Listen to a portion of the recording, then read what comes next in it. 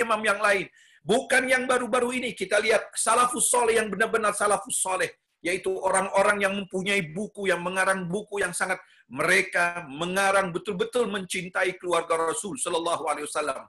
Bahkan dalam tradisi, bahkan dalam tradisi Al-Habib Abdullah Al-Haddad, yaitu Hadramut, mengatakan apa? Apabila datang 10 Muharram, janganlah engkau berpesta pora, janganlah engkau masak-masak, janganlah engkau melakukan satu kegembiraan, karena nabimu sedang menangis di hari itu. Subhanallah. Itu tradisi Hadramut yang seperti itu. Ya kan? Nah, oleh karena itu saya tidak mau melompat-lompat, saya mau pelan-pelan dulu urutan ini, nanti sampai ke sana insyaallah. Biiznillah insyaallah. Yang pertama, Qul in kuntum tuhibbunallah. Hak yang kedua dari ayat yang pertama tentang mencintai Rasulullah. Qul in kuntum tuhibbunallah fattabi'uni yuhibbukumullah wa yaghfir lakum dzunubakum. Allahu akbar. Katakan ya Rasul kepada kalian, yaitu pada umatmu ini, kalau betul mereka senantiasa mencintai Allah, walladzina amanu asyaddu hubban lillah. Orang-orang yang beriman sangat kuat cintanya kepada Allah. Kalau cinta kepada Allah, Allah katakan, kul, katakan. Ini jawabannya ini. Katakan ya Rasulullah yang mengatakan asyaddu hubban lillah. Alladzina amanu asyaddu hubban lillah. Orang-orang yang beriman sangat kuat cintanya kepada Allah. Bagaimana caranya engkau cinta betul-betul kepada Allah? Allah jawab, katakan ya Nabi, jika engkau mencintai Allah betul-betul, fattabi'uni. Semestinya ayat itu, jika engkau mencintai Allah, ikuti Allah. Tapi tidak, Allah tidak. Mestinya, Qul in kuntum tuhibbunallah. Kemudian ayat itu mestinya apa? Ahabballah atau fattaba'allah. Ittabi'illah, ittabi'unallah. Ikuti Allah. Tapi di sini tidak. Ayat ini mengatakan apa? Jika engkau mencintai aku, kata Allah, maka cintai dulu nabiku. Subhanallah. Cintai dulu nabiku. Ikuti. Innal muhibba liman yuhibbuhu muti'. Orang yang cinta itu akan taat kepada yang dicintainya. Innal muhibba liman yuhibbuhu muti'. Cintai dulu. Kau tidak kenal aku kecuali dengan hambaku, yaitu Muhammadur Rasul sallallahu alaihi wasallam. Dialah kupilih sebagai wasitah, sebagai perantara untuk engkau mengenal siapa aku, bagaimana sifatku, bagaimana zatku, bagaimana af'alku, bagaimana zatku. Tidak akan ada kecuali dengan hamba ini. Rasul sallallahu alaihi wasallam dipilih oleh Allah sebagai ruh yang Allah tiupkan, nur Allah Subhanahu wa taala, rahmat Allah yang Allah turunkan ke muka bumi.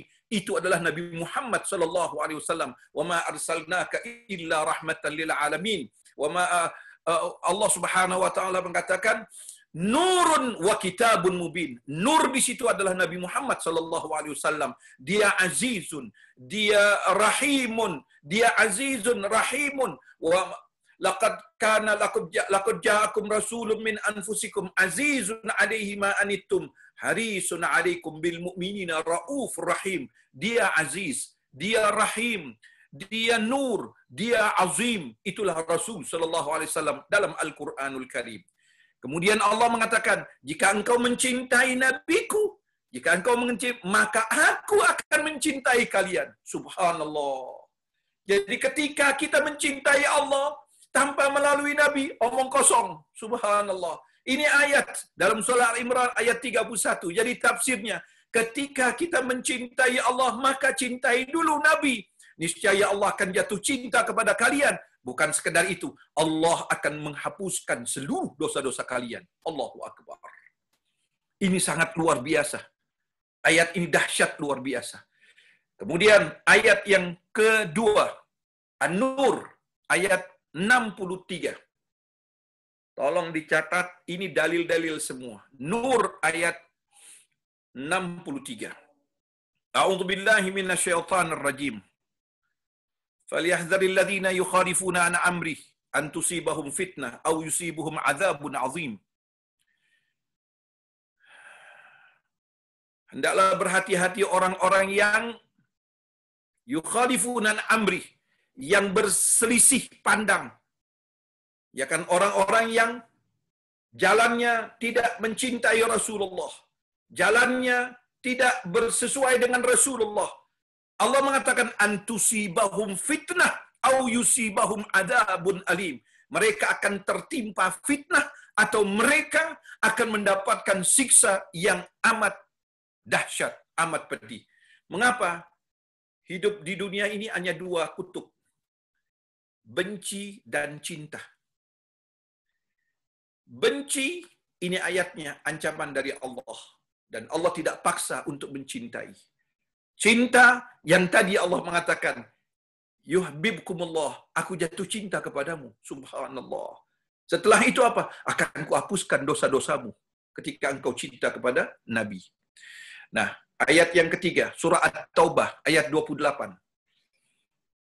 At-Taubah, ayat 28. Qul in kana aba'ukum wa abna'ukum wa ikhwanukum wa auladukum wa arhamukum wa ashiratukum wa amwalukum taraftumuha wa tijaratan takhshawna kasadaha wa masakin tardawnaha ahabbu ila Allah ahabba ilaikum min Allah wa rasul. Dan akhir ayatnya Allah mengatakan begini, saya simpulkan saja. Katakanlah kalau kalian lebih mencintai ayah kalian, anak-anak kalian, saudara-saudara kalian, famili-famili kalian, keluarga kalian, atau harta kalian, atau rumah-rumah kalian, atau perdagangan kalian, lebih kalian cintai daripada Allah dan Rasulnya, lebih kalian cintai daripada Allah dan Rasulnya, maka tungguhlah azab dari Allah Subhanahu wa ta'ala, kecaman dari Allah Subhanahu wa ta'ala bagi orang yang tidak mencintai. Kecintaan kepada Rasul mutlak untuk masuk surga. Oleh karena itu, banyak kisah. Umar bin Khattab, Khalifah Al-Thaniyah, datang kepada Rasul. Ya Nabi, aku mencintaimu sebagaimana aku selebih daripada aku mencintai ayahku, ibuku, anakku, istriku. Apa jawab Nabi? Tidak ya Umar. Cintailah nabimu melebihi engkau mencintai dirimu sendiri. Allahu Akbar. Dan itu banyak dalam beberapa hadis. Jadi tadi saja bukan sekedar familimu, anakmu, cucumu, kalau kau lebih cinta dari itu daripada nabimu, maka tunggukanlah azab. Jadi orang mukmin ini kok seperti itu mencintai Nabi? Karena nabinya mencintai kita sangat luar biasa. Nabi tidak pernah hari-harinya tidak memikirkan umat. Di malam harinya pun dia sujud kepada Allah. Allahumma ighfir ummati, Allahumma arham ummati, Allahumma jbur ummati, Allahumma arda ummati. Setiap malam Fatimah Az-Zahra mengatakan, aku tak pernah mendengar kecuali tangisan ayahku di tengah malam, hanya berdoa untuk umatnya. Itu Rasul sallallahu alaihi wasallam. Bukankah terlalu banyaknya riwayat mengatakan ketika Rasulullah mengatakan akhir ayatnya bukan dikatakan ya Fatimah, ya Hasan, ya Husain, tetapi dia katakan ummati, ummati, ummati, umatku, umatku, umatku. Rasul mencari umatnya. As-salah, as-salah. Subhanallah. Bukankah waktu di barzah dalam hadis yang sahih, seorang mukmin meninggal dunia, bukankah Rasulullah datang untuk menemani menjawab mungkar wa nakir? Dan itu hadisnya sahih. Bukankah nanti di mahsyar seluruh orang berlarian, Rasul yang hanya mengatakan ummati ummati ana laha, ummati ummati ana laha, ra'aitu ghurran muhajjalina min athari wudu. Umatku, sini umatku. Di saat ayah kita, ibu kita, anak kita, cucu kita, istri kita, suami kita, seluruhnya nafsi, nafsi. Nabi Rasul yang mengatakan ummati ummati ana laha, ini aku. Ini aku, kata Rasulullah. Aku lihat wajahmu bercahaya wudu. Bukan hitam jidatnya. Cahaya itu. Athari sujud artinya cahaya. Karena Rasulullah nggak pernah jidatnya hitam. Subhanallah. Nah, oleh karena itu mohon maaf, ketika Allah memerintahkan kita untuk mencintai Rasul, karena Rasul lebih dahulu mencintai kita. Al-Quran mengatakan azizun alaihi ma anittum. Dia terlalu berat tentang penderitaan umat ini. Sangat luar biasa. Oleh karena itu, dia minta hanya satu kepada Allah. Apa? Ya Allah, jangan masukkan umatku ke dalam neraka. Subhanallah. Itu permohonan Rasul. Dia tidak mau yang lainnya. Dia tidak mau harta benda. Dia tidak mau gunung yang emas. Dia tidak mau menjadi raja. Dia tidak mau apapun, dia hanya satu. Aku inginkan seluruh umatku masuk ke dalam surga. Subhanallah. Nah, kalau Rasul seperti itu, bagaimana kita terhadap Rasulullah? Nah, ini haknya Rasulullah, kita akan bicarakan. Jadi yang kedua adalah apa? Cintai Rasul. Melebihi daripada cinta terhadap diri kita. Mengapa? Karena diri kita tak mampu menyelamatkan diri kita di hadapan Allah di yaumul qiyamah kecuali dengan syafaatnya Nabi Muhammad SAW. Dan syafaat itu ada 5. Para ulama membagi syafaat itu ada 5. Yang pertama, syafaat al-haud. Apa syafaat haud? Di saat orang berlarian, Nabi mengatakan, sungguh mengerikan kepada seorang yang manusia. Ada 3 tempat yang sangat mengerikan. 3 waktu. 1 di saat sakaratil maut berhadapan dengan Israel. Itu bukankah Rasul SAW ketika orang-orang itu betul-betul mencintai Allah dan Rasul dan lidahnya senantiasa basah dengan selawat. Sebentar kita akan bicara tentang selawat. Rasul akan hadir di dalam sakaratil maut kita, memberikan sebagaimana malaikat yang Allah turunkan.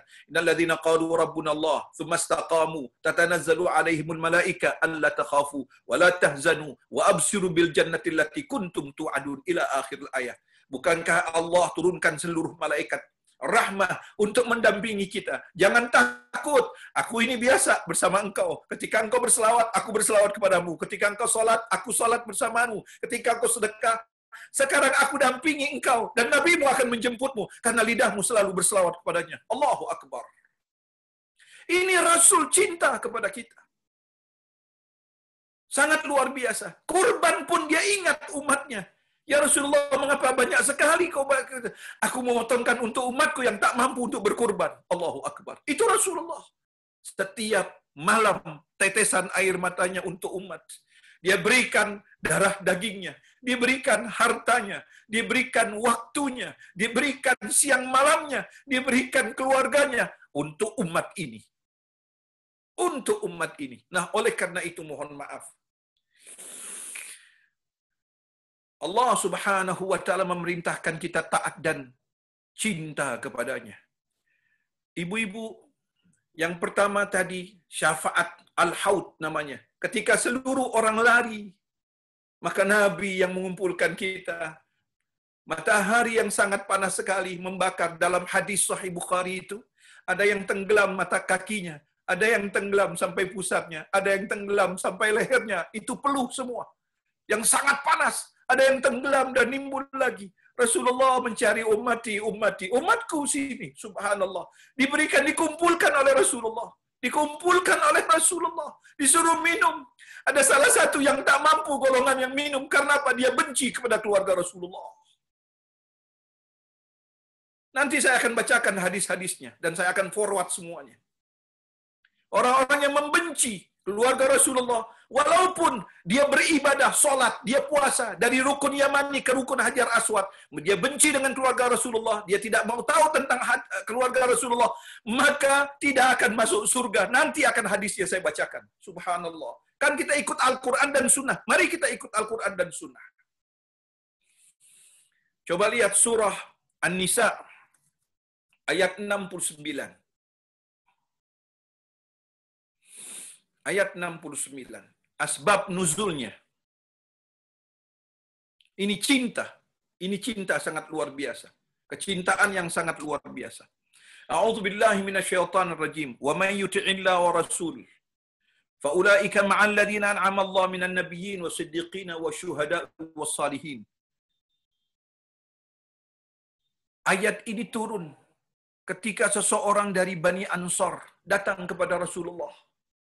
Datang kepada Rasulullah. Ya Nabi, setiap hari aku jumpa engkau. Kalau aku nggak jumpa engkau, aku sakit. Ada apa, kata Rasulullah? Matamu bengkak seperti ini. 3 hari aku menangis ya Rasulullah. Karena aku takut nggak jumpa engkau setiap hari. Ini engkau jumpa aku. Iya ya Rasul, di dunia aku jumpa engkau. Tapi ya Rasulullah, mohon maaf. Kalau kau meninggal dunia, aku nggak jumpa engkau. Nabi mengatakan, mengapa kau kecil hati? Bukankah orang yang beriman dan beramal soleh akan masuk ke dalam surga? Iya ya Rasulullah. Kalau aku masuk ke dalam surga, dan engkau pasti masuk ke dalam surga. Tapi nggak mungkin juga aku lihat engkau. Mengapa, kata Rasulullah? Karena engkau surga yang mana, aku yang surga yang mana. Aku nggak mampu untuk melihat engkau. Untuk apa artinya surga kalau tanpa engkau ya Rasulullah? Turun ayat karena kecintaan ini. Turun ayat. Itu ayat yang saya bacakan tadi dalam surah An-Nisa ayat 69. Allah jawab, barang siapa yang taat kepada Allah dan Rasul, maka dia bersama orang-orang yang telah diberikan nikmat. Engkau akan dimasukkan surga, kata Allah. Aku masukkan engkau bersama para nabi, bersama orang siddiqin, bersama orang-orang syuhada dan sholihin. Engkau masuk bersama-sama mereka. Ini bukan amal cinta. Subhanallah. Ini cinta. Jadi kecintaan melebihi amal yang tanpa cinta. Oleh karena itu dalam sebuah hadis yang mengatakan, kalau seandainya seorang beribadah dari rukun Yamani ke rukun Hajar, dia sholat terus sampai bengkak. Dia benci dengan keluarga Rasulullah. Dia tidak mau tahu tentang keadaan keluarga Rasulullah. Maka dia masuk neraka. Bukan kata saya, ini bukan lisan saya. Orang yang berdosa atas nama Nabi, dia masuk neraka Jahannam. Na'udzubillah min dzalik. Ini kecintaan kepada Rasul Sallallahu Alaihi Wasallam dan keluarganya. Nanti kita sebutkan hak yang Nabi yang keempat. Ini baru hak yang kedua Rasulullah Sallallahu Alaihi Wasallam. Nah, oleh karena itu janji Allah kepada seseorang Ansor yang dia tidak banyak ibadahnya, subhanallah. Dan ada satu lagi kisah yang sangat luar biasa, kisah Arabi. Seorang Arabi, Badui, lagi sholat, ya Rasul, kapan kiamat? Mata sa'ah, kapan kiamat? Nabi mengatakan, kita sholat dulu ya, kata Rasulullah. Baik ya Rasulullah. Habis sholat, Rasulullah berdiri, apa yang kau telah persiapkan apabila datangnya kiamat? Naik orang itu, ya Rasulullah, aku gak banyak sholat, aku gak banyak puasa, aku gak seperti yang lainnya bisa sedekah, aku miskin. Tapi ya Rasulullah, kalau kau belah dadaku, sungguh aku cinta kepadamu. Nabi dengan senyum, Nabi mengatakan, Al-mar'u yub'ats ma'aman ahabbah. Manusia dibangkit bersama siapa yang dia cintai. Allahu Akbar.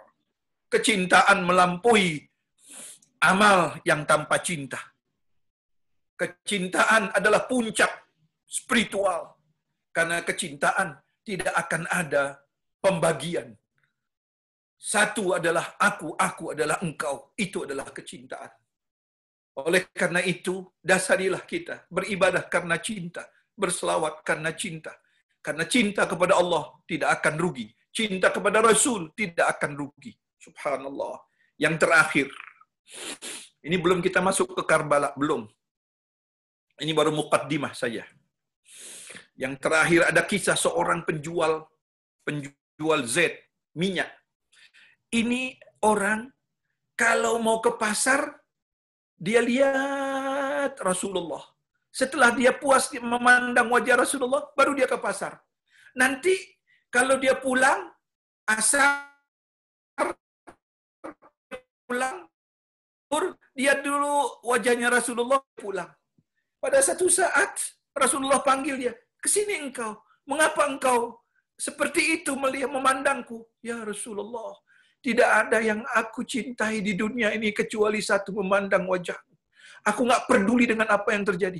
Kalau aku memandang wajahmu ya Rasulullah, ya Allah, nikmat hidupku. Akhirnya, baik, mudah-mudahan kau diberikan ganjaran oleh Allah. Pada 1 hari, 2 hari, 3 hari, Rasulullah selalu tanya, kemana si fulan yang biasa ada di situ? Kalau duduk di pojok saja. Ya Rasulullah, aku nggak tahu ya Rasulullah. Baik, kalian katanya dia penjual minyak, cari di pasar. Sampai di pasar, orang pasar mengatakan dia sudah 3 hari meninggal dunia. Laporan kepada Rasulullah, ya Rasulullah, si tukang minyak itu ya Rasulullah telah meninggal dunia. Kata Rasulullah, mudah-mudahan dengan kecintaannya Allah bersamanya, Allah menjadikan dia bersamaku di dalam surga. Cinta. Subhanallah. Tukang minyak. Bukan ustadz, bukan ulama, tukang minyak. Kenapa? Al-mahabbah, cinta. Allahu Akbar. Nah, itulah kisah orang banyak lagi cerita. Dia anak dan 1 anak yang dilepas, 3 anaknya syahid.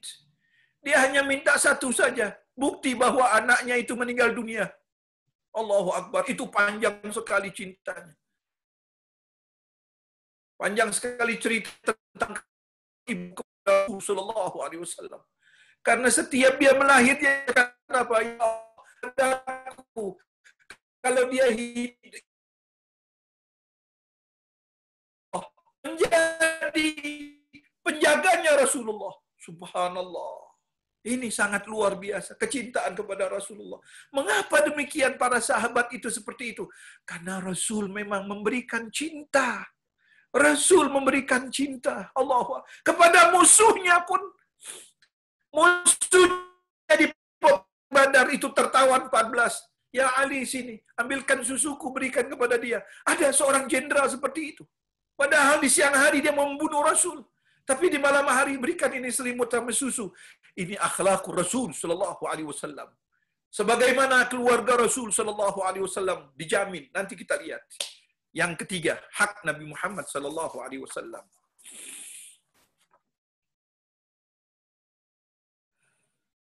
Apa hak Nabi yang ketiga? Innallaha Al-Ahzab 56. Al-Ahzab 56. A'udzu billahi minasyaitonir rajim.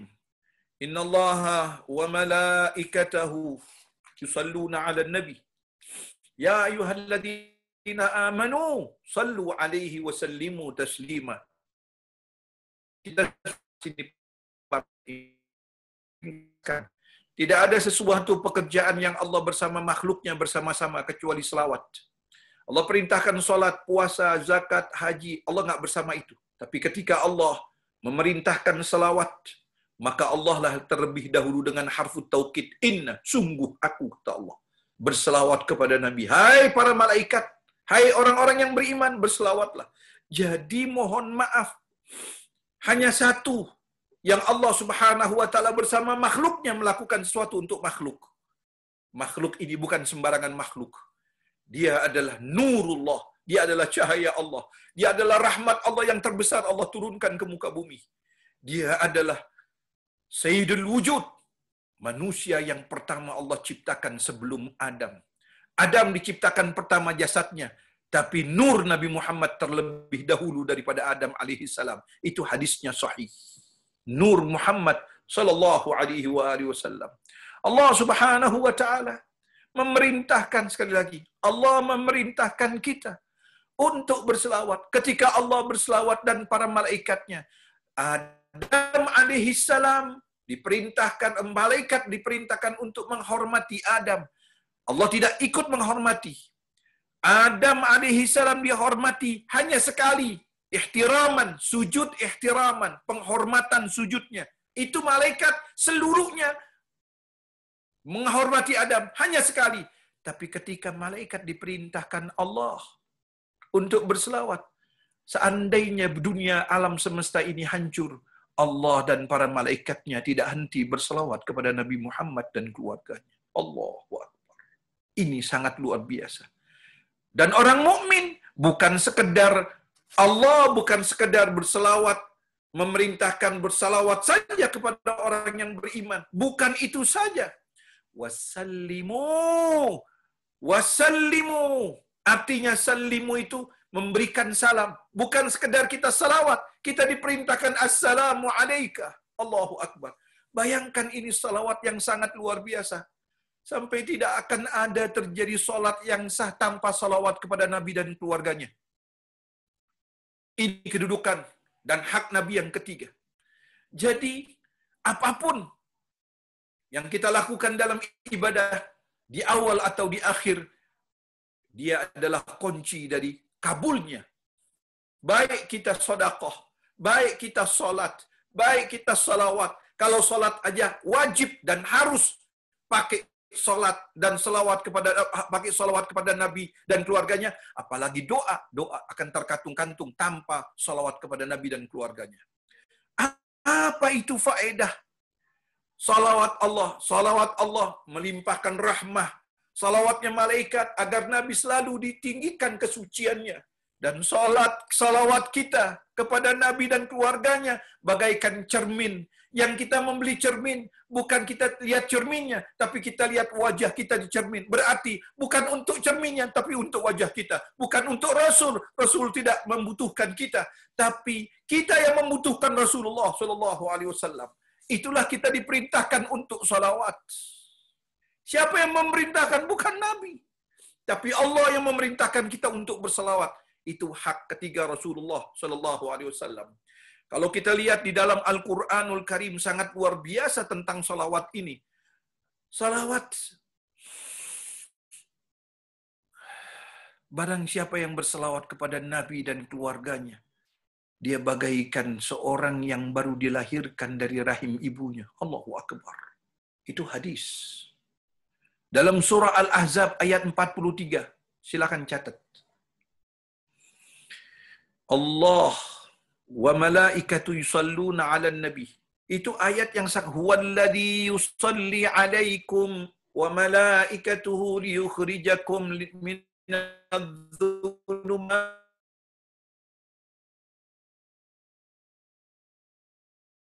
Selawat kepada Nabi, bukan sekedar Allah saja. Barang siapa yang berselawat kepada Nabi satu, Allah dan para malaikatnya berselawat kepada kita 10 kali. Bukan sekedar itu saja, bukan sekedar Allah memberikan selawat dan malaikat memberi selawat kepada kita dengan kelipatan 10. Kalau 10 jadi 100, kalau 100 menjadi 1000 dan seterusnya. Bukan itu aja.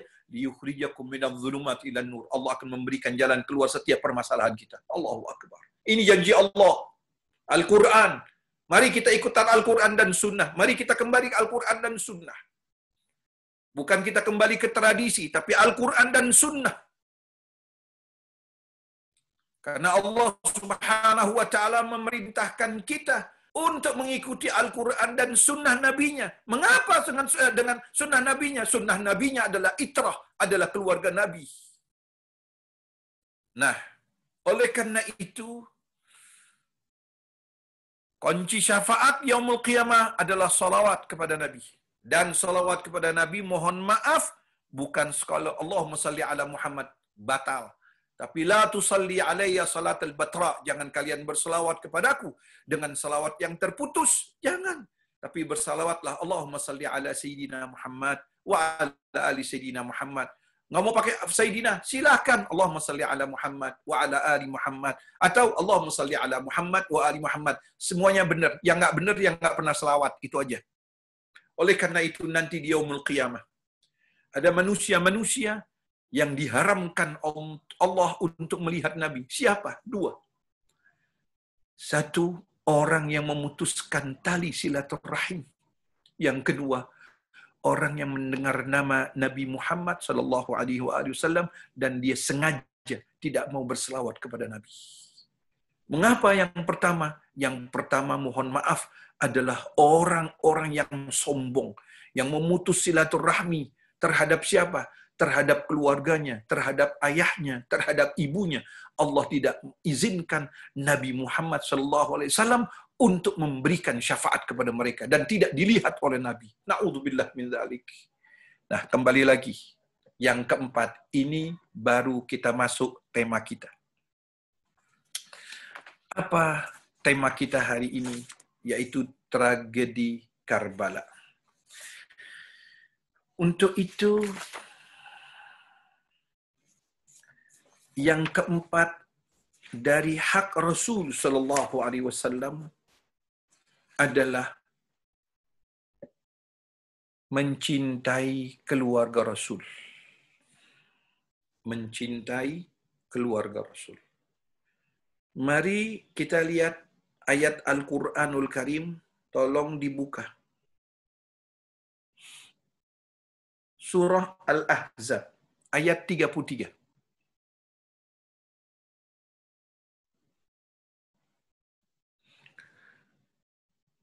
Innama yuridullah liyudhiba ankumur rijza ahlil bait wa yutahhirukum tathira.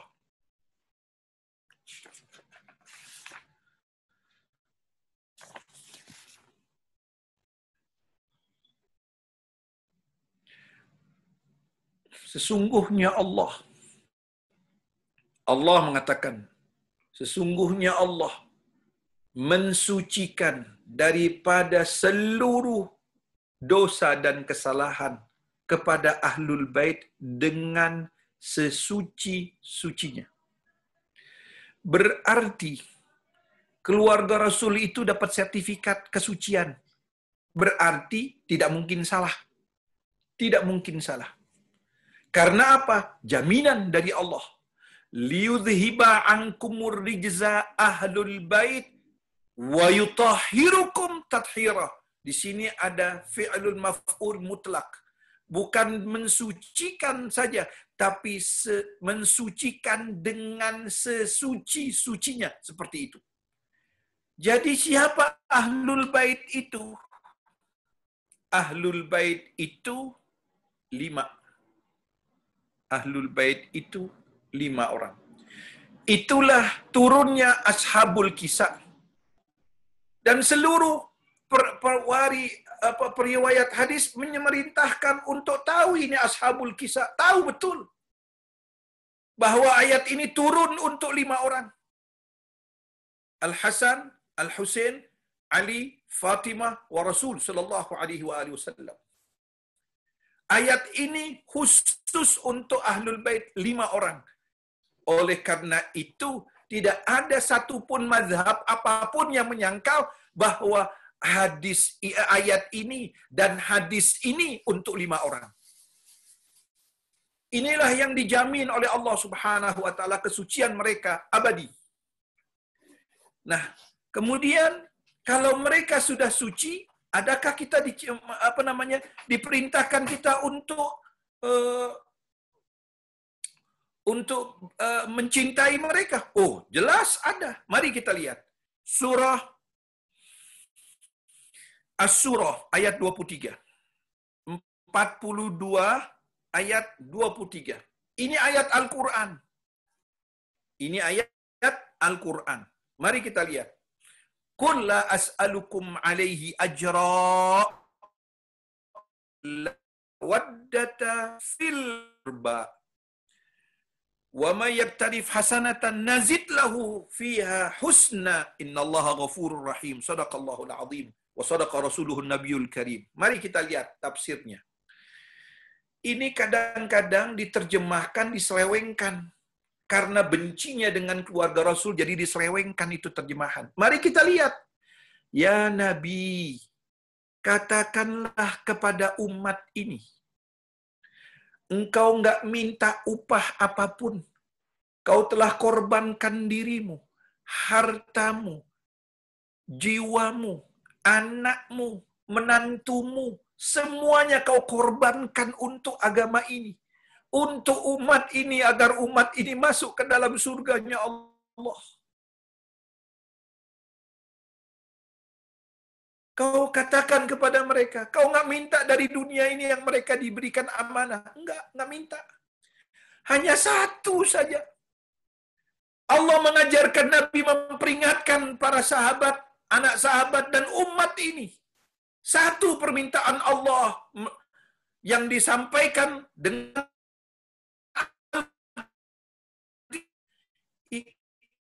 ikuti itunya kembali kepada Rasul, bukan mencintai kekeluargaan. Ada hubungannya apa dengan kekeluargaan kita? Ini penyelewengan penerjemahan.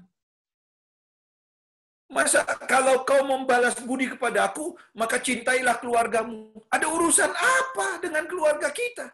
Ini Al-Quran berbicara tentang apa? Tentang keluarga Nabi yang harus kita cintai. Nah, itulah yang Nabi mengatakan, aku nggak minta apapun. Katakan ya Nabi kepada umat ini, kau nggak minta apapun dari umat ini. Kau nggak minta balasan dari harta mereka. Hanya satu saja, cintai keluarga Nabi. Oleh karena itu, Al-Imam Nawawi menuliskan 60 hadis sahih tentang bagaimana kita mencintai keluarga Rasul. Wabil khusus 5 orang ini. Mari kita lihat.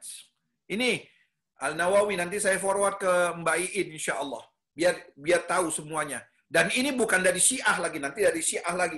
Ini dari Ahlus Sunnah wal Jamaah. Al-Imam Nawawi yang mengarang Durul Mansur. Al-Imam Nawawi ini sangat luar biasa. Ya kan? Mari kita lihat. Dari Said bin Mansur. Saya sengaja ini nulis ini dan saya cari ini, ya kan?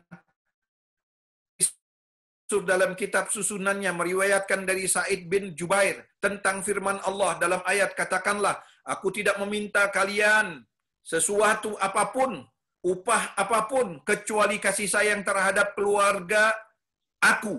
Ditanya, ya Rasulullah, siapa keluargamu ya Rasulullah? Jelas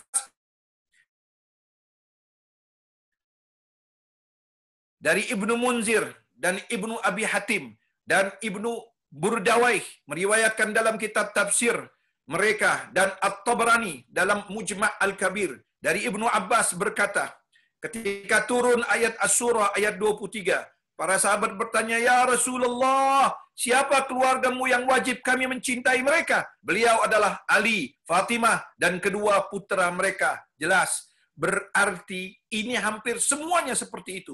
Sampai Nabi mengatakan nanti di sini ayatnya, aku ingatkan, keluargaku.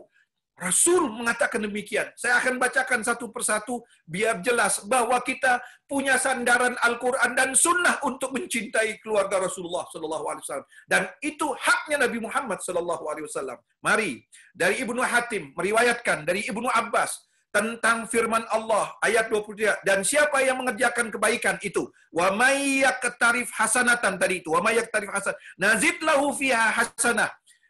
Ia berkata, yang dimaksud kebaikan adalah kecintaan terhadap keluarga Nabi Muhammad. Itu Ibnu Hatim meriwayatkan dari Ibnu Abbas.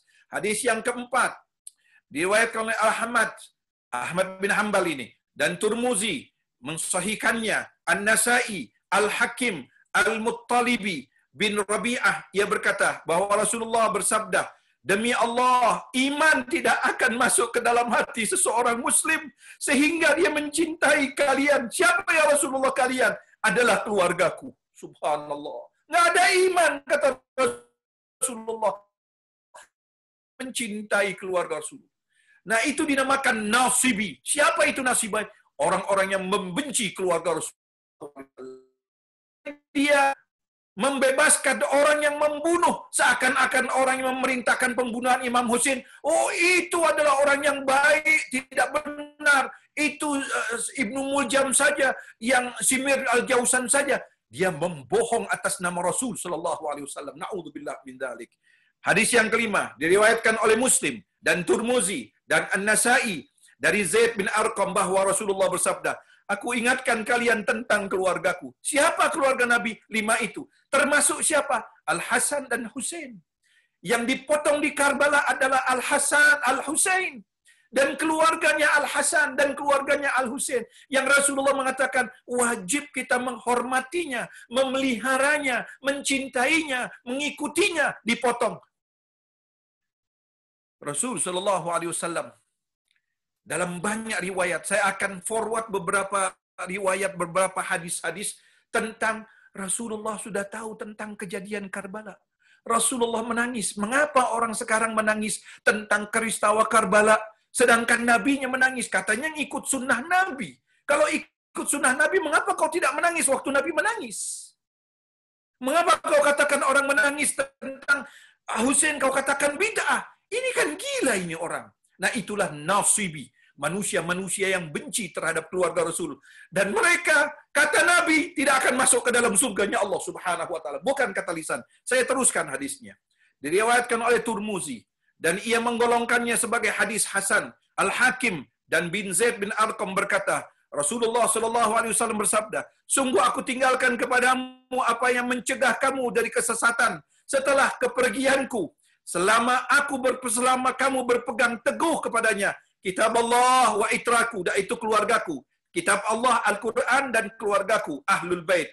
Keduanya tidak akan berpisah sampai keduanya berjumpa denganku di Al-Haud. Maka hati-hatilah dengan perilaku terhadap mereka sepeninggalku." Itu lihat Rasulullah. Itu hadis yang diriwayatkan oleh Ahlus Sunnah wal Jamaah. Mari kita kembali ke as-sunnah. Mari kita ikuti Rasul sallallahu alaihi wasallam. Diriwayatkan sekali lagi. Banyak ini. Ada 60 hadis.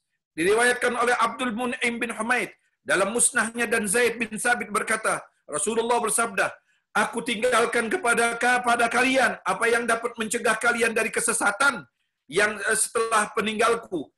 Apa ya Rasulullah? Selama kamu berpegang teguh kepadanya, kitab Allah wa itrati, kitab Allah wa itrati, kitab Allah wa itrati, 3 kali. Allah, keduanya tidak akan berpisah sehingga datang kepadaku di Al-Haud. Ini perintah Rasulullah. Ini perintah Rasul. Bukan perintah si Utsman, bukan. Ini perintah Rasul untuk kita ikuti, kita sayangi, kita hormati. Ini perintah Rasul sallallahu alaihi wasallam. Mari kita hidupkan sunnah Rasul, katanya. Kalau sedikit-sedikit mari kita kembali Al-Quran dan sunnah. Ini sunnah Rasul, mengapa kau tinggalkan? Allahu Akbar. Jadi Imam Ali, kan kita memegang teguh Al-Quran dan sunnah sahabat. Nah, Rasulullah punya sahabat, punya mantu namanya Ali. Mari kita lihat sunnahnya Ali ini. Ketika Imam Ali sampai di Siffin, di Nahrawain, dia katakan, "Isbir ya Aba Abdullah, isbir ya Aba Abdullah, isbir ya Aba Abdullah." Sabarlah wahai anakku Aba Abdullah, yaitu Husain. Sabarlah engkau. Kenapa? Tragedi terjadi di situ ketika Imam Ali dari Madinah menuju Nainawa, menuju Kufah. Lewati satu tempat namanya Karbala. Apa yang terjadi? Terbunuh Imam Ali. Ya Rasulullah, mereka kejadian. Sekarang kita menangis setelah kejadian. Apakah bid'ah? Apakah itu bukan sunnah Rasul? Nah, oleh karena itu, marilah jangan kita membid'ah-bid'ahkan orang. Mari kita kembali ke as-sunnah dan Al-Quranul Karim, sehingga kita tahu siapa itu keluarga Rasul sallallahu alaihi wasallam. Saya teruskan. Dari Ahmad bin Yahya Al-Ya'la meriwayatkan Abu Sa'id Al-Khudri, sesungguhnya Rasulullah sallallahu alaihi wasallam bersabda, "Aku merasa segera akan dipanggil Allah, dan aku memenuhi panggilan itu. Maka aku tinggalkan kepada kalian 2 pusaka. Kitab Allah wa itrati, kitabku dan keluargaku. Sesungguhnya Allah Maha mengetahui telah berfirman kepadaku bahwa keduanya tidak akan berpisah sehingga keduanya dapat menjumpaiku di Al-Haud. Oleh karena itu, perhatikan bagaimana perlakuanmu atas kedua peninggalanku itu." Subhanallah. Ini keluarga Nabi yang disuruh Rasul sallallahu dan Al-Quran untuk memeliharanya, untuk menjaganya, menghormatinya, dipenggal. Wajib kita menangis kalau Rasulullah menangis, dan wajib kita tertawa kalau Rasulullah ceria. Itu sunnah Rasul. Dalam Bukhari, dari Abu Bakar As-Siddiq, ia berkata, "Peliharalah keluarga Muhammad dengan memelihara keluarganya." Coba lihat. Itu khalifah yang pertama mengatakan, peliharalah keluarga Nabi Muhammad. Peliharalah, subhanallah. Hadis yang ke-11 dari At-Tabrani dan Al-Hakim. Ibnu Abbas, dari Ibnu Abbas berkata Rasulullah sallallahu alaihi wasallam, "Wahai Bani Abbas, aku mohon kepada Allah buat kalian 3 hal. Aku memohon darinya agar mengukuhkan orang yang bangkit dari kalian, mengukuhkan orang yang bangkit dari kalian masuk Islam, agar dia mengajari orang yang bodoh dari kalian, dan memberikan petunjuk bagi kesesatan dan memohon darinya agar menjadikan kalian orang-orang dermawan, pemberani, berhati belas kasih. Maka sekiranya seorang berdiri di antara salah satu sujud Ka'bah dari makam Ibrahim, lalu dia salat dan puasa, sedang dia membenci keluargaku, sungguh dia pasti masuk neraka. Subhanallah. Sungguh dia pasti masuk neraka. Orang yang tidak mencintai keluarga Rasul pasti masuk neraka, kata Rasul. Saya Sallallahu Alaihi Wasallam, kebencian kepada Bani Hashim dan Ansar adalah kufur, dan membenci orang-orang Arab adalah kemunafikan. Itu At-Tabrani. Hadis ke-13 ini kalau saya bacakan semuanya ada 60 hadis, nanti saya forward. Nah, kejadian Karbala bukan kejadian sesuatu yang biasa. Ini kejadian yang sangat luar biasa, yang wajib orang muslim itu mengenang, karena Rasulullah mengenangnya, Imam Ali mengenangnya, para sahabat mengenangnya. Mengapa dikatakan orang menangisi cucu Rasulullah dikatakan bid'ah? Itu karena sakit hati mereka, karena busuknya hati mereka. Na'udzubillah min dzalik. Mari kalau kita betul-betul ke sunnah Rasul, mari kalau kita betul-betul kembali ke Al-Quran. Mengapa kita tidak buka Al-Quran? Mengapa kita tidak buka As-Sunnah? Subhanallah. Nah, kesimpulannya adalah mengenang hari Karbala bukan milik satu mazhab, tapi mengenang Karbala adalah milik umat Islam. Oleh karena itu, tradisi terdahulu terjadi tari saman. Ada bubur merah, ada bubur putih. Ada arak-arakan Hasan dan Husain. Dan itu tradisi. Semuanya satu aliran, yaitu apa? Ingin mengenang cucunda Nabi Muhammad SAW. Karena kecintaan mereka terhadap keluarga Nabi. Karena tanpa kecintaan kita, maka tidak akan berguna solat kita, puasa kita. Sebagaimana Nabi mengatakan, kalau kita tidak menaruh rasa kecintaan. Bahkan orang yang biasa saja cinta dengan keluarga Nabi, Allah akan masukkan ke dalam surga. Ingat, nanti di Al-Haud, seluruh mata dipejamkan oleh Allah Subhanahu wa Ta'ala. Karena apa? Karena seorang wanita liwat. Siapa mereka? Siapa beliau itu? Adalah Fatimah Zahra.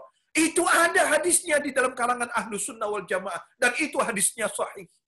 Siapa itu Fatimah Zahra?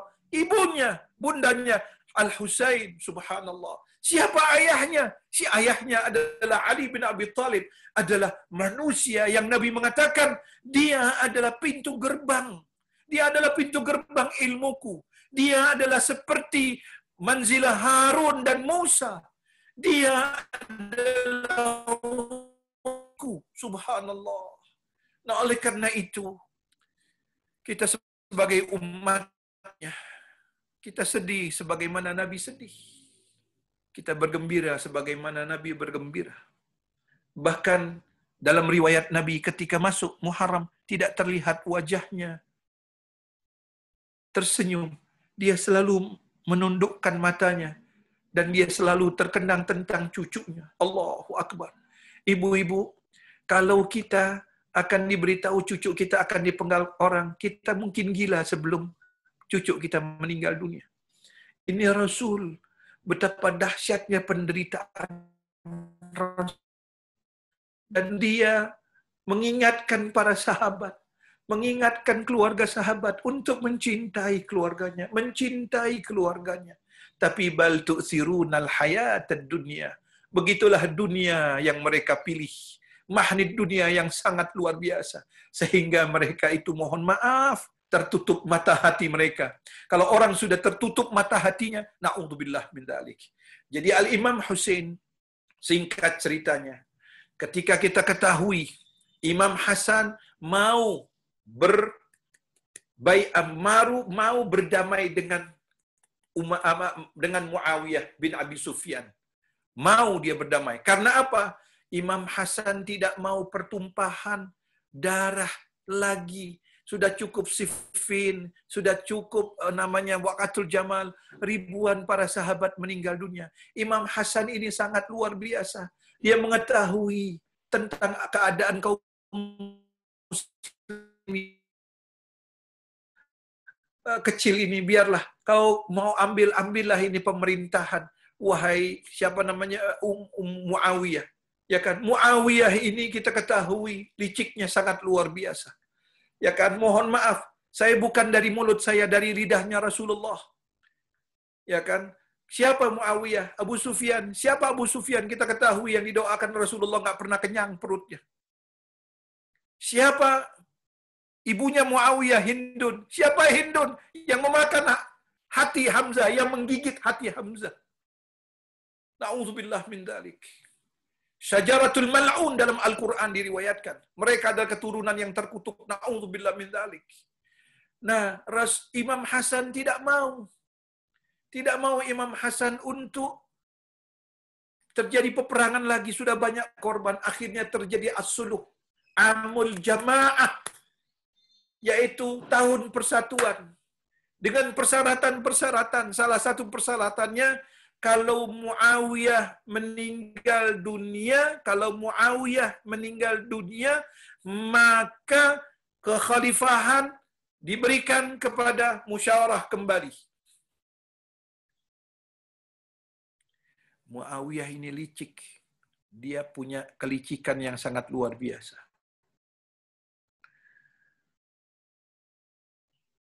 Imam Hasan yang berbaiat salah satunya punya istri, salah satu istrinya matreknya sangat luar biasa.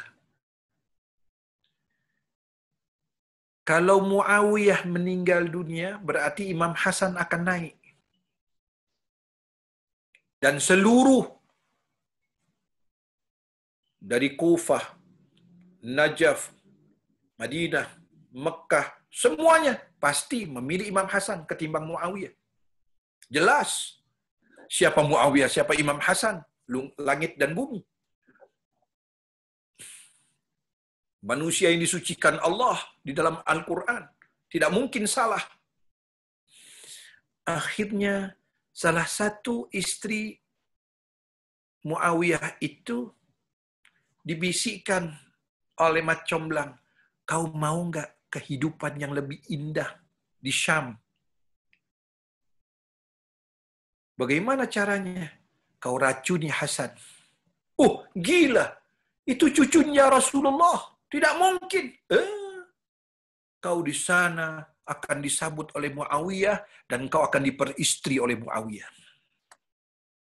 Di sana ada begini. Waduh, luar biasa. Sehari, 2 hari Mat Comblang ini akhirnya tergiur. Imam Hasan diberikan racun. Dan dia lari. Meninggal Imam Hasan berarti merdekalah Muawiyah. Terus akan mampu. Lari ini istri ke Syria, Syam. Sampai di Syria disambut oleh Muawiyah. Dipanggil para ulama-ulama untuk menyambut ini. Apa kata Muawiyah? Inilah yang meracuni Al-Hasan. Maka hukumnya harus dipenggal. Coba lihat. Licik. Yang tadi dijanjikan untuk menjadi apa? Menjadi istri. Akhirnya dipukul, dipenggal, selesai. Setelah itu, dia merasa merdeka. Muawiyah mati. Muawiyah, ketika Imam Hasan meninggal dunia, maka Imam Husin tidak berontak. Tetap setia. Imam Husin menjaga persatuan yang dibina oleh ayahnya, oleh kakaknya, Al-Hasan. Tidak mau berontak kepada Muawiyah. Setelah Muawiyah meninggal dunia, wasiatnya Muawiyah, naiklah Yazid. Siapa Yazid? Imam Ahmad bin Hanbal mengatakan, laknatullah ala Yazid. Terkutuk untuk Yazid. Katanya ikut salaf. Itu Imam Ahmad bin Hanbal mengatakan laknatullah. Mengapa kalian bela itu? Itu Imam Ahmad yang mengatakan, bukan saya. Para sahabat kebanyakan mengatakan Yazid la'natullah. Siapa Yazid? Peminum khamar, tidak layak untuk menjadi. Siapa Yazid? Kita ketahui, na'udzubillah. Tidak perlu kita ungkap semua keburukan Yazid. Dan tidak menambah kemuliaan kita. Yazid adalah seorang yang fasik, yang jauh dari Allah Subhanahu. Untuk itu Imam Husin tidak terima. Aku keluar li islah dini jadi. Aku ini keluar bukan untuk kekhalifahan, tetapi untuk meluruskan agama kakekku ini dirusak ini. Masa yang jadi khalifah Amirul Mukminin orang yang suka khomer, orang yang mainnya tiap harinya sama monyet, orang yang zina, yang tidak sholat, na'udzubillah min dzalik. Tidak bisa seperti itu. Imam Husin tidak mau membaiat. Imam Husin tidak membaiat.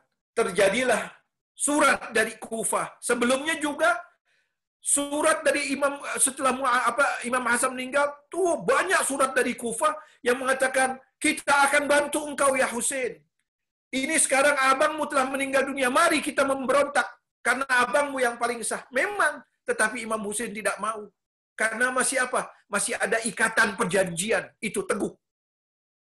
Tapi setelah Yazid naik, disurati lagi. Imam Husin sudah tahu apa yang akan terjadi karena dia punya karamah. Orang yang dekat kepada Allah Subhanahu wa taala.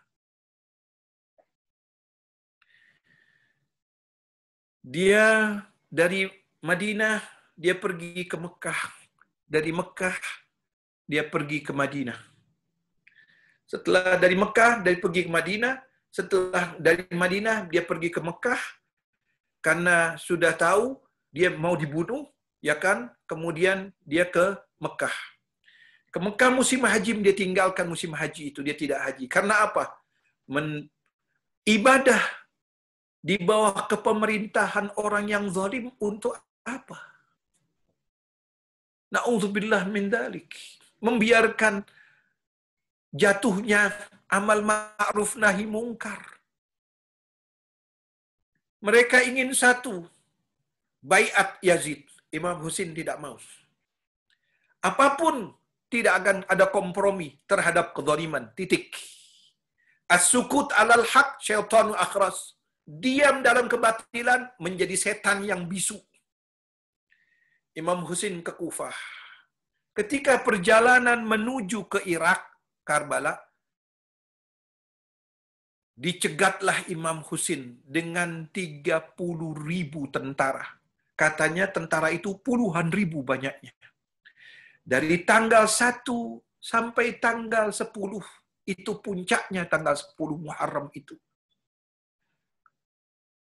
Dari tanggal 1 sampai tanggal 10, banyak peristiwa yang menyedihkan keluarga Rasul. Yang Al-Quran dan Sunnah. Hati-hati terhadap keluargaku, hati-hati keluargaku, hati-hati terhadap keluargaku. Ku riwayatkan kepada kalian Al-Quran dan keluargaku. Apa yang terjadi? Tidak diberikan 10 hari air setetes di air Furat.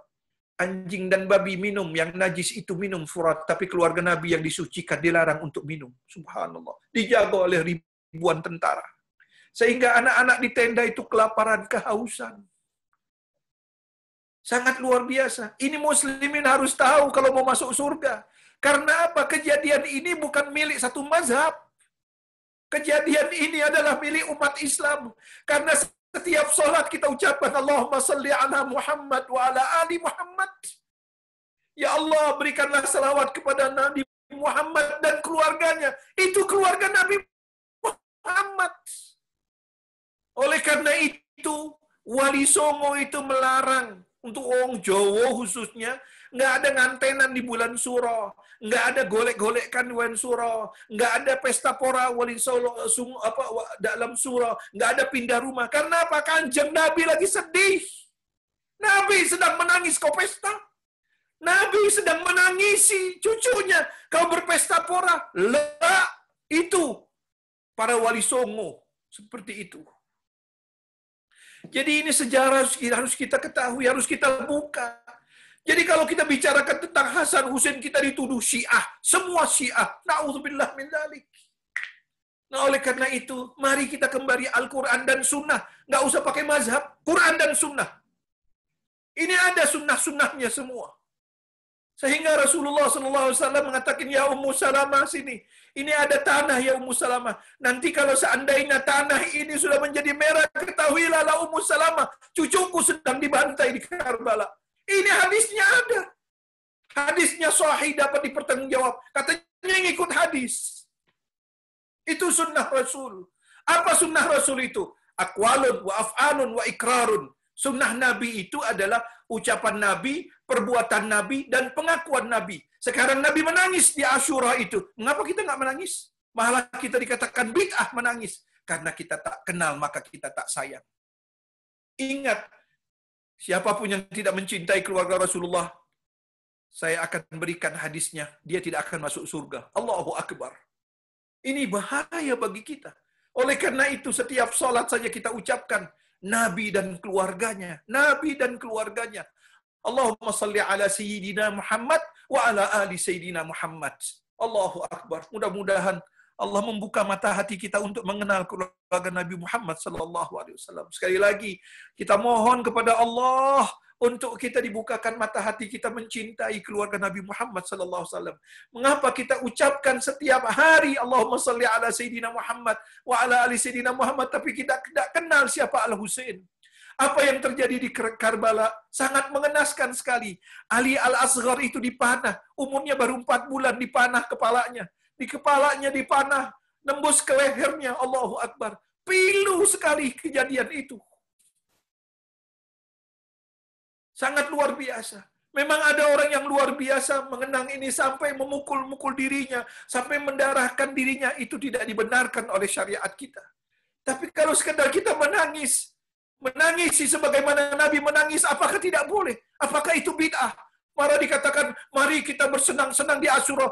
La haula wa la quwata illa billah. Nanti kau akan berkunjung dengan Rasul. Engkau akan bertemu dengan Rasul. Kau suruh orang 10 Muharram berpesta pora, bersenang-senang. Kau lihat itu hadisnya. Nabimu sedang menangis, kau suruh pesta. Mari kembali. Jangan sembarangan dengan keluarga Rasul sallallahu alaihi wasallam. Saya hanya dapat menyampaikan apa yang saya ketahui. Nanti kita akan bertanggung jawab di hadapan Allah, Rasul dan keluarganya. Saya, ya Allah, Allahumma syahid. Allah yang menyaksikan saya telah melaksanakan apa yang ditugaskan untuk menyampaikan bagaimana kita menghargai, menghormati keluarga Nabi Muhammad sallallahu alaihi wasallam. Oleh karena itu, sekali lagi, jadikanlah hari Asyura adalah hari kita berduka, bukan hari kita pesta pora. Bukan hari yang dimana kita bersenang-senang, tidak. Salah besar. Karena ada hadis-hadisnya yang dimerintahkan Nabi itu sedih. Nabi itu memperingatkan kepada Ummu Salamah. Nabi itu mengatakan, ya Jibril, maukah kau, ya Rasul, maukah kau berikan tanahnya? Diambil oleh Jibril. Diambil oleh Rasulullah, ya Ummu Salamah, ambil ini tanah. Nanti di saat tanah ini menjadi darah, maka ya Ummu Salamah ketahuilah, cucuku sedang dibantai. Allahu Akbar. Imam Husain dibantai. Kepalanya ditaruh di atas tombak. 18 keluarga dari keluarga Imam Husain dan semuanya 72 dari sahabatnya. Diarak, ditendang-tendang itu kepala. Kepala yang biasa diciumi oleh Rasulullah ditendang-tendang. Kepala yang biasa diciumi Rasulullah. Yang Rasulullah dari mimbarnya turun untuk anak itu. Rasulullah sedang sujud lama karena dia menunggang Rasulullah. Rasulullah mengatakan, aku akan memberikan damai kepada yang mencintai, dan aku mengatakan perang kepada siapa yang memeranginya. Subhanallah. Ini hadis Nabi Muhammad. Silmun liman salamahum, wa harbun liman harabahum. Mengapa kau umpeti? Mengapa kau sembunyikan hadis-hadis seperti ini? Itulah nawasib, manusia-manusia yang bertopeng Islam, tapi sungguh dia benci dengan keluarga Rasulullah sallallahu alaihi wasallam. Dia bela Yazid, padahal pokok perkaranya adalah Yazid. Aktornya adalah Yazid, skenarionya adalah Yazid yang menginginkan kepalanya Imam Husain. Bahkan mohon maaf, ketika Yazid menyodok-nyodok mulutnya Imam Husain yang berutak kepala, kemudian ada satu sahabat yang mengatakan, ya Yazid, laknatullah alaik, sungguh terkutuk engkau. Aku melihat Rasulullah menciumi dia. Dan engkau memperlakukan seperti itu. Subhanallah. Masya Allah. Nah, oleh karena itu, mudah-mudahan air mata di Asyura bukan air mata cengeng, bukan air mata tradisi, tapi air mata karena kecintaan kepada Nabi Muhammad, kepada Fatimah, kepada Ali, kepada Hasan dan kepada Husain dan keluarganya. Itu yang diperintahkan Al-Quran. Mawaddah fil qurbah. Mencintai keluarganya. Apa artinya? Mereka senang, kita senang. Mereka sedih, kita sedih. Itu namanya kita mencintai Rasulullah dan keluarga Rasulullah. Karena lidah ini senantiasa berselawat kepadanya dan kepada keluarganya. Mudah-mudahan dengan sedikit uraian ini, Allah membuka mata hati kita untuk menambah kecintaan kita kepada Nabi dan keluarganya, serta sahabat-sahabat setia, dan kita diberikan akhir hayat kita ini. Mudah-mudahan Rasulullah berkunjung di saat sakaratil maut kita. Rasulullah memberikan syafaat kepada kita karena kita cinta kepadanya dan keluarganya. Tetesan air mata kita adalah saksi kita. Saksi bahwa kita muhibbun li alil bait, pecinta keluarga Nabi Muhammad sallallahu alaihi wasallam. Mungkin dapat itu yang saya dapat sampaikan, mohon maaf yang sebesar-besarnya. Mari kita membaca salawat kepada Nabi dan keluarga Nabi. Allahumma salli ala sayyidina Muhammad wa ala ali sayyidina Muhammad. Allahumma salli ala sayyidina Muhammad wa ala ali sayyidina Muhammad. Allahumma salli ala Sayyidina Muhammad wa ala ali Sayyidina Muhammad. Ya Allah, ya Rahman, Rahim. Inilah hamba-hambamu, ya Allah, yang memohon ampun kepadamu, yang menadahkan tangan hanya kepadamu. Ya Allah, ya Rahman, di bulan Muharram ini, bulan kesedihan Nabimu, kekasihmu, bulan nurmu, ya Allah. Ya Allah, ya Rahman, ya Rahim. Jadikanlah kami orang-orang yang mencintai Nabi Muhammad dan keluarganya serta sahabat setianya. Berikanlah secercah kecintaan itu di dalam hati kami. Bawalah kecintaan ini menuju di hadapan Yanti. Kumpulkan kami bersama barisannya. Jangan kau haramkan kami untuk mendapatkan syafaatnya. Jangan haramkan kami untuk memandang wajah-wajah mereka, ya Allah. Ya Allah, ya Rahman, Rahim. Hanya kepada Engkaulah, ya Allah, kami menadahkan tangan dan tersungkur kepadamu, ya Allah. Jadikan, ya Allah, akhir daripada hidup kami dalam husnul khatimah. Ambillah kami dalam kecintaan kepada Nabi-Mu, keluarga Nabi-Mu, ya Allah. Dan bangkitkanlah kami, ya Allah, bersama Nabi-Mu dan keluarga Nabi-Mu. Berikanlah kami syafaat Nabi-Mu dan keluarga Nabi-Mu. Gabungkan kami di surga bersama Nabi-Mu dan keluarga Nabi-Mu. Jangan haramkan kami untuk melihat wajahnya, ya Allah. Jangan kau haramkan kami untuk memimpi salah satu di antara mereka. Ya Allah, ya Rahman, ya Rahim. Sungguh amal kami kotor. Sungguh niat kami tak bersih. Ya Allah, ampuni kami, ya Allah. Berikanlah, ya Allah, kekuatan kami untuk senantiasa mendekatkan diri kepadamu, ya Allah. Ya Allah, ya Rahman, ya Rahim. Kami bersaksi, ya Allah, bahwa Nabi-Mu telah memberikan segalanya untuk umat ini, ya Allah. Ya Allah, ya Rahman, ya Rahim. Maafkan kami, maafkan kami, maafkan kami. Berikan hidayah kepada anak-anak kami, kepada cucu kami, kepada mantu kami, ya Allah. Ya Allah, ya Rahman, jauhkan kami kepada orang-orang nasibi, orang-orang yang membenci tentang keluarga Nabi-Mu Muhammad ya sallallahu alaihi wasallam. Ya Allah, gabungkan kami bersama orang-orang yang cinta kepada Nabi-Mu, kepada keluarga Nabi-Mu dan sahabat setia Nabi-Mu. Rabbana atina fid dunya hasanah wa fil akhirah hasanah wa qina adzabannar. Wa sallallahu ala Muhammad wa ali Muhammad walhamdulillahi rabbil alamin. Mohon maaf yang sebesar-besarnya. Wassalamualaikum warahmatullahi wabarakatuh.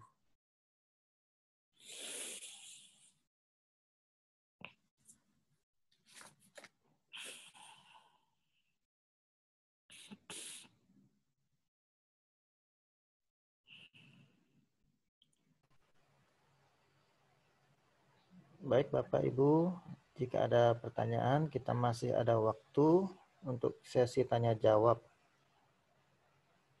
Silakan bisa ditulis di kolom chat atau bertanya langsung ke Ustadz dengan meng-unmute mikrofonnya. Terima kasih.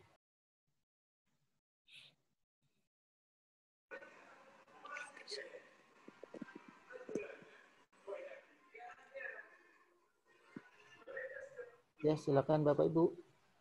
Silakan.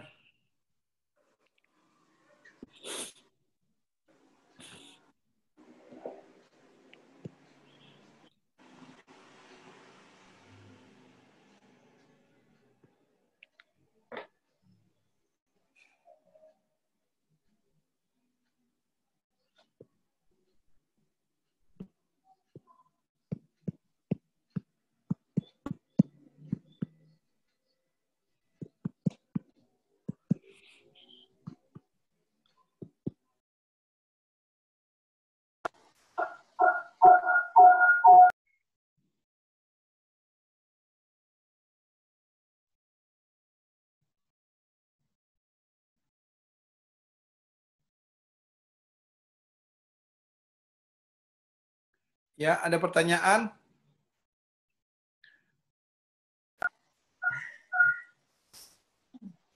Ya Ustadz, kalau nggak ada yang nanya, saya mau tanya sedikit aja. Kita dengan memperingati Asyura ini, apakah tidak semakin apa ya? Karena yang teman-teman dari Sunni itu kan udah punya persepsi yang nggak bagus gitu ya untuk apa namanya tentang Ahlul Bait, tentang Syiah terutama. Dibilangnya kan Syiah tuh yang selalu dalam tanda konotasi negatif. Nah, itu apakah dengan peringatan Asyura ini tidak semakin menambah apa ya? Gimana sih kecurigaan yang enggak ini tentang Syiah. Karena kan di peringatan tragedi ini Asyura ini kan selalu saya katakan bahwa peringatan Asyura itu kita tidak perlu mengambil tradisi dari luar. Ya kan, kita memperingati Asyura itu artinya apa? Kita memperingati Nabi yang sedang bersedih. Nabi itu bersedih. Ya kan? Itu kan menjalankan sunnah Nabi katanya. Nabi itu bersedih. Terseguk-seguk air matanya, bukan menangis biasa. Nabi terseguk-seguk itu. Oleh karena itu, bagaimana caranya? Tidak perlu kita ngikut-ngikut, misalnya macam-macam seperti yang di luar sana. Tidak. Kita berkumpul, membicarakan tentang kejadiannya bagaimana, akhlaknya bagaimana. Ibu-ibu bayangkan, Imam Husin itu cinta kepada umatnya. Di malam hari itu sebelum terjadi Karbala, mereka Imam Husin mengumpulkan seluruh sahabatnya. Aku menginginkan kalian pulanglah. Mereka ingin menginginkan aku. Kalian pulang, selamatkan keluarga kalian. Ini Imam Husin cintanya itu. Silahkan kalian pulang. Mereka ingin aku, bukan kalian. Suruh sahabatnya itu yang mengikuti dari Mekah, dari Madinah ke Mekah, dari Mekah ke Karbala, itu jumlahnya ratusan. Imam Husin suruh mereka pulang. Apa jawab mereka? Wahai Imam, di mana wajah kami di hadapan datukmu nanti di yaumul qiyamah? Kami tinggalkan engkau dalam keadaan seperti ini. Tidak. Kami tidak mau mempermalu wajah kami dan keluarga kami di hadapan Rasulullah. Engkau hidup, kami hidup. Engkau mati, kami mati. Itu jawaban sahabat. Sangat luar biasa. Ini cinta. Nah, oleh karena itu, kita bukan berarti memperingatinya itu harus melukai dada kita. Enggak ada seperti itu. Itu tradisi. Kita memperingati dengan apa? Dengan cara kita. Kita duduk sama-sama. Kita membacakan riwayatnya, bagaimana kejadiannya. Sehingga kita menambah kecintaannya. Betapa dahsyatnya pengorbanan. Imam Husin bukan mau kekhalifahan. Aku keluar hanya untuk memperbaiki agama kakekku. Ini sudah biadab, ini dipimpin oleh manusia yang tidak beragama. Yang meneriakkan takbir tapi hanya, maaf, feta morgana. Semuanya kehidupan ahli maksiat. Kalau tidak ada amal ma'ruf nahi munkar, buat apa ini agama? Na'udzubillah min dzalik. Nah, seperti itu. Jadi, saya tidak inginkan tradisi. Saya inginkan Al-Quran dan Sunnah. Bagaimana caranya kita bergabung bersama-sama di hari Asyura itu? Kita betul-betul memperingati dengan syahdu, ya kan, dengan riwayat-riwayat yang benar, ya kan, bukan didramatisir, tapi riwayat betul-betul dari Al-Quran dan Sunnah, sehingga kita menambah kecintaan kita. Karena lidah ini tiap hari tidak pernah kita tidak mengucapkan keluarga Nabi. Itu, ya kan? Nah, jadi kalau kita memperingati Karbala, apakah kita Syiah? Terserah, kata Imam Syafi'i. Kalau aku mencintai keluarga Nabi dan aku dituduh Syiah, aku adalah Rafidi, kata Imam Syafi'i. Itu biangnya ahlu sunnah. Karena apa? Kecintaan terhadap keluarga Nabi, saya katakan tadi, itu adalah syarat untuk masuk ke dalam surga. Allahumma sholli ala Muhammad wa ala Muhammad. Ya, ada lagi? Silahkan, yang lain.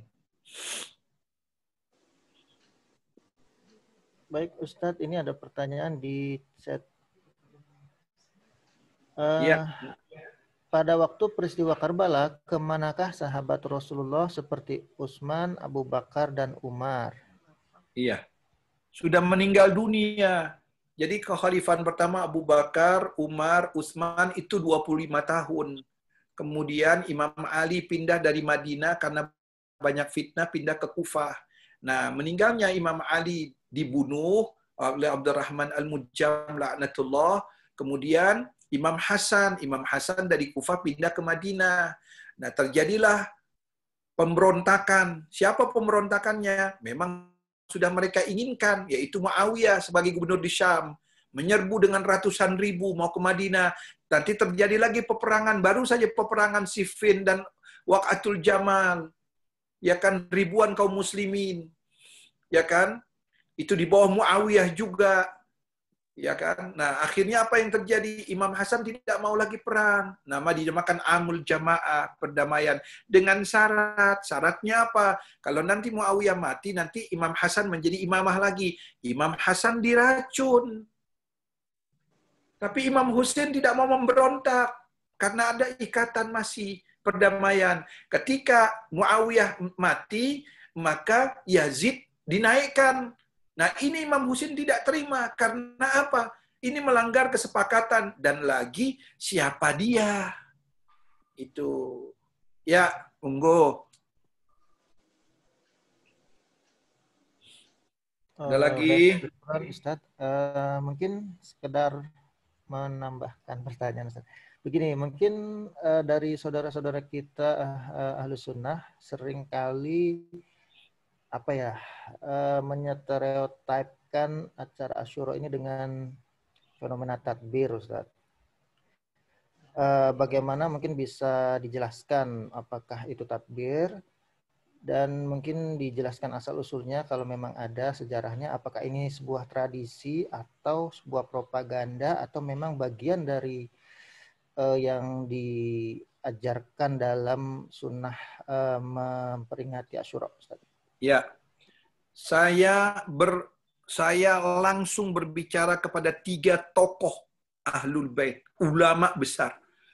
Termasuk juga kita ketahui fatwanya Imam Khamenei, Imam Khomeini itu haram, titik. Fadlullah haram. Nggak boleh melukai wala tulku aidikum ila tahlukah. Itu tidak dibenarkan. Maka itu saya katakan jangan bawa tradisi. Kita bawa Al-Quran dan Sunnah. Jangan bawa apa? Tradisi. Jadi hukumnya haram. Memang ada yang radikal-radikal. Kan saya katakan, emang ada yang radikal? Ada. Biarkan saja. Kita tidak mau yang radikal. Khairul umur awsatuha. Sebaik-baiknya perkara di antara keduanya. Ini madhab Syiah, ini madhab Sunni adalah saudara. Bahkan Imam Khomeini mengatakan, jangan kau mencela Abu Bakar, Umar, dan Utsman. Jangan mencela. Jangan memaki mereka. Jangan melaknat. Itu dedengkotnya Syiah ngomong gitu. Lo yang recehan-recehan yang ngomong. Karena apa? Nggak punya ilmu. Sama dengan orang yang nggak punya ilmu di sini juga. Sama. Syiah yang baik akan bertemu dengan Ahlus Sunnah yang baik. Karena apa? Nabinya satu, Qurannya satu, kiblatnya satu, Allahnya satu.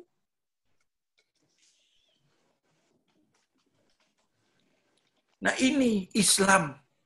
Islam itu membawa rahmat, membawa kedamaian, membawa kesejukan, membawa persatuan. Itu umat. Seperti itu. Ya, ada lagi. Monggo. Ayo Bapak Ibu silakan, masih ada waktu. Assalamualaikum Ustaz. Waalaikumsalam warahmatullahi wabarakatuh. Saya ada pertanyaan mungkin sedikit bodoh ya Ustaz. Ini kan mengenai bahwa di masyarakat kita itu bahwa ada sebagian yang mengatakan bahwa seperti kita melakukan tahlilan seperti itu kan mereka ada yang berbicara bahwa itu hanyalah tradisi dan itu haram gitu loh.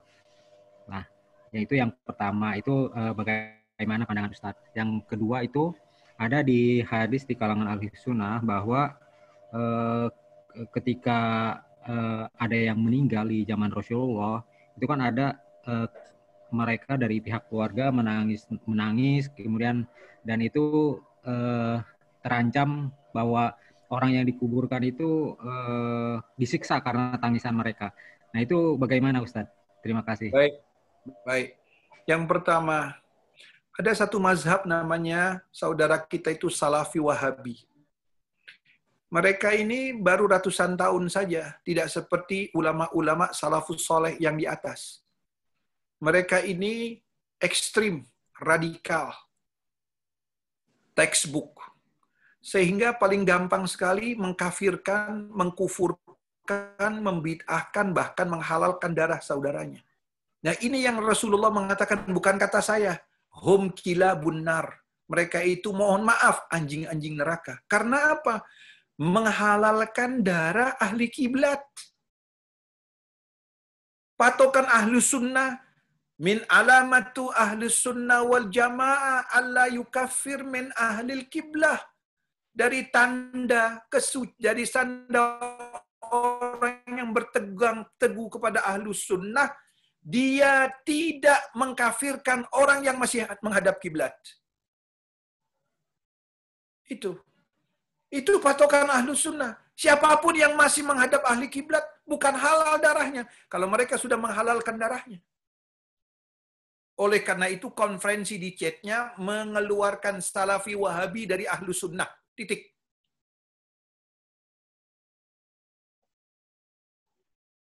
Seperti itu.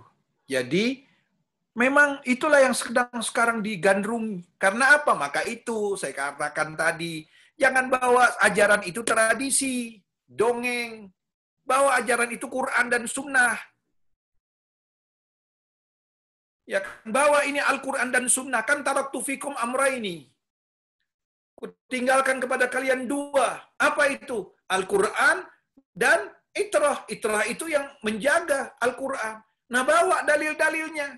Sehingga apa? Sehingga ketika kita berargumentasi dengan mereka tentang bid'ah-bid'ah, kita punya argumentasi. Bukan kita cerita. Bukan menurut kakekku, bukan. Ini sunnah. Itu argumentasi, itu ilmu.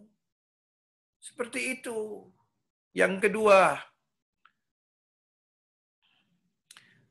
tidak ada dalil yang sahih seorang menangisi keluarganya kemudian menjadikan beban dari keluarganya. Itu bukan itu maksudnya. Ketika dia berguling-guling di pasir, memukul-mukul kepalanya, dadanya, ya kan, sehingga mencederai, itu namanya tidak ikhlas. Tapi nggak ada urusan dari yang telah meninggal dunia. Yang meninggal dunia urusannya sama Allah. Itu yang Nabi larang waktu zaman jahiliyah. Kuntu nahaitukum an ziyaratil kubur fazuruha. Aku larang kalian menziarahi kubur, sekarang ziarahilah. Itu dia hadisnya ada. Seperti itu. Ya jadi tidak ada urusan. Dia mau nungis apa-apa kan nggak ada urusan sama ahlul bait, sama apa? Sama ahlul mayit itu.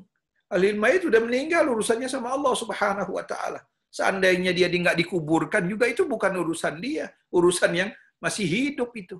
Ya, baik. Siap, makasih Ustadz. Baik Ustadz, ini ada pertanyaan di kolom chat.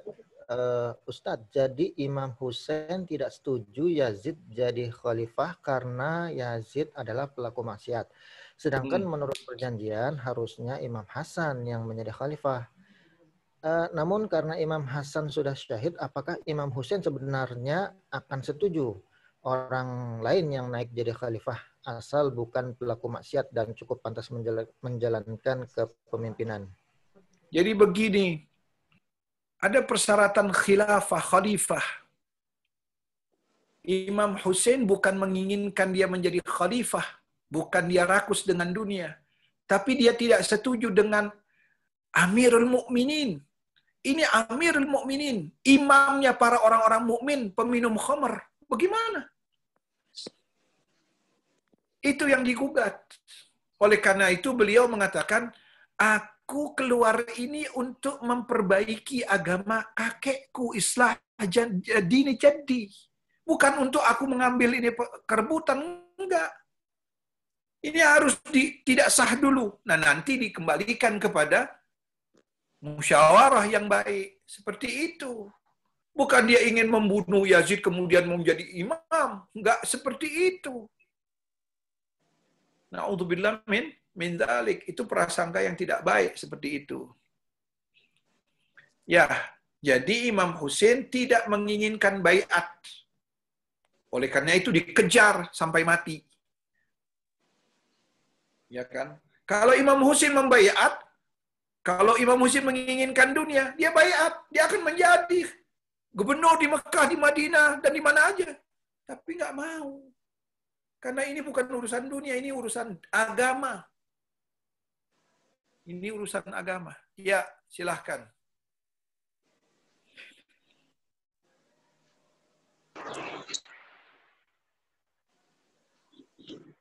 Assalamualaikum Ustaz. Ya. Ustaz, saya mau tanya Ustaz.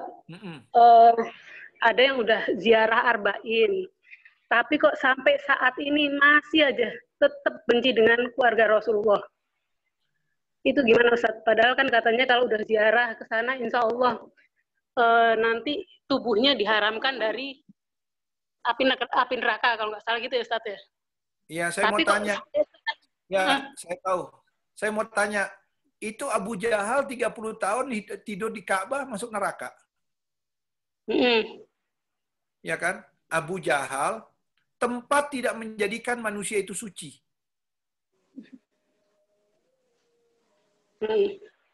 Terus itu apa termasuk dia golongan nasibi gitu ya Ustaz ya? Iya, nasibi. Ya Allah, ya saya mohon doanya Ustaz buat orang tersebut. Mudah-mudahan ya, sebab udah sampai sana. Kita juga berdoa untuk diri kita, mudah-mudahan kita mampu untuk mencintai keluarga Rasulullah. Amin ya Rabbi. Mudahan ya. Ada lagi? Dikit lagi zuhur. Baik, Bapak Ibu, kita masih ada waktu sekitar 5 menit lagi untuk sesi tanya jawab. Mungkin satu pertanyaan terakhir sebelum kita akhiri majelis ini.